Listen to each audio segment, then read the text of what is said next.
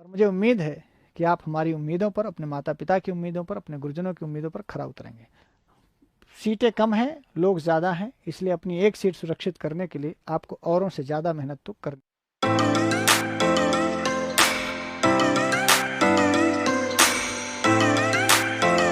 समझ में आ गया ना? राम जन्म भैया कह रहे हैं कि गुरुजी आप लक्षणा पढ़ाते समय भी मजाक कर लेते हैं। लक्षण तो बड़ा गंभीर विषय है। अरे गंभीर विषय में तो मजाक करना चाहिए, सरल विषय में कौन मजाक करना है। और हंसी मजाक करके, खेल खेल करके पढ़िए, यही सही है। नहीं तो लक्षणा में लक्षिया जाओगे, सब भुला जाता है सब। अब नहीं भूलेगा ना। इनका यदि लक्षण पढ़ेंगे तो इसका आप उत्तर बड़े अच्छे से दे पाएंगे। तो ये सवाल ये बताता है कि भैया सभी जो लक्षण आते हैं षड्विधा में 6 प्रकार के लक्षण पढ़।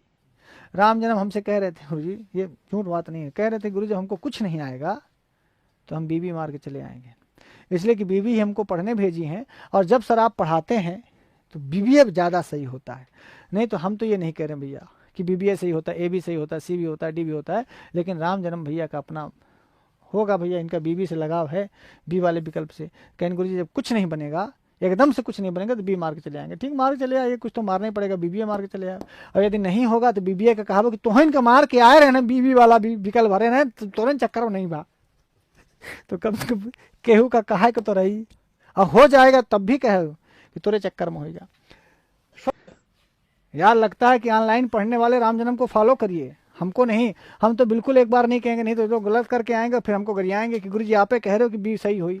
नहीं, हम तो हंसी हंसी में देख रहे थे कि राम जन्म भैया कह रहे थे कि जब गुरुजी कुछ नहीं सही होगा तो हम बी मार के चले आएंगे। और हम देख रहे हैं कि यार बी भी ज़्यादा सही हो रहा है। और ये भी जब हम लोग संभावित प्रश्न बना रहे थे तो उन संभावित प्रश्नों में एक याद कर लो, गुरुजी पूछता बहुत है।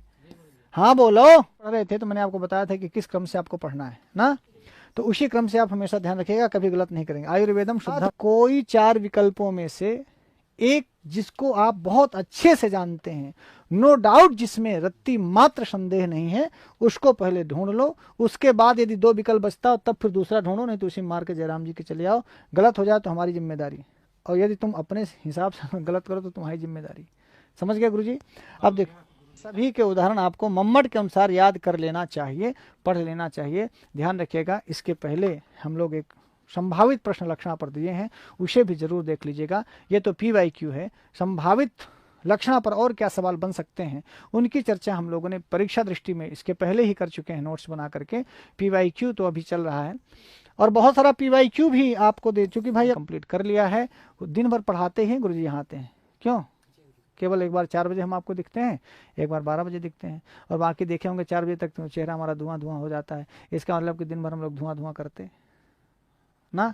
कर लेंगे इसको ना, है राम जन्म बताएंगे इसका उत्तर, केवल राम जन्म बताएंगे। हाँ तो ये ना कहो कि नहीं ये तो उदाहरण है, नहीं है। गंगा याम घोषा पर, यमुना याम घोषा में भी वही स्थिति होगी, नर्मदा याम घोषा में भी यही स्थिति होगी। समझ गए गुरुजी? हाँ, तो कूपे घोषा में भी यही स्थिति होगी। बस ये एक उपलक्षण मात्र है। आप इस तरह का कोई सा भी उदाहरण आए तो आपको यही उदाहरण लिखना है।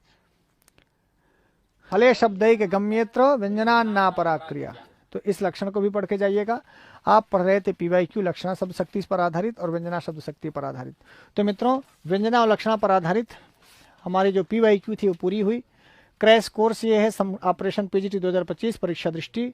जैसे ऑपरेशन सिंदूर चला था ऐसे ही परीक्षा दृष्टि हम लोग केवल उन प्रश्नों को टारगेट करते हैं जो परीक्षा में आ सकते हैं, जो आ चुके हैं और जो संभावित प्रश्न है आ सकते हैं, उन्हीं को हम लोग परीक्षा दृष्टि में पढ़ते हैं, उन्हीं को पढ़ाते हैं। तो मित्रों परीक्षा के पहले परीक्षा दृष्टि आपके लिए रामबाण साबित होगा। इसी के लिए अहरनिश परिश्रम हो रहा है। इसके बाद TGT के लिए भी हम लोग ऑपरेशन सिंदूर की तरह परीक्षा दृष्टि, वहां भी ऑपरेशन TGT। ठीक है गुरुजी? सीटें कम हैं, लोग ज़्यादा हैं, इसलिए अपनी एक सीट सुरक्षित करने के लिए आपको औरों से ज़्यादा मेहनत तो करनी पड़ेगी। अब पढ़ाना मेरा फर्ज है, एक शिक्षक का जो फर्ज होता है वो कर्तव्य होता है। मैं अपने कर्तव्य पथ पर आपके साथ खड़ा हूँ, लेकिन हमसे ज़्यादा मेहनत, हमसे ज़्यादा परिश्रम, हमसे ज़्यादा जागरूक और हमसे ज़्यादा होशियार बुद्धिमान आपको होना पड़ेगा, क्योंकि भाई साहब परीक्षा में तो आप बैठेंगे। और मुझे उम्मीद है कि आप हमारी उम्मीदों पर, अपने माता पिता की उम्मीदों पर, अपने गुरुजनों की उम्मीदों पर खरा उतरेंगे। और मैं उम्मीद करता हूं कि आपने जो भी पढ़ा है ठीक पढ़ा है, और अभी जो पढ़ेंगे वो भी ठीक पढ़ेंगे, और परीक्षा में भी आपका सब कुछ ठीक ठीक ही होगा। आज के लिए इतना ही। नमः संस्कृताय।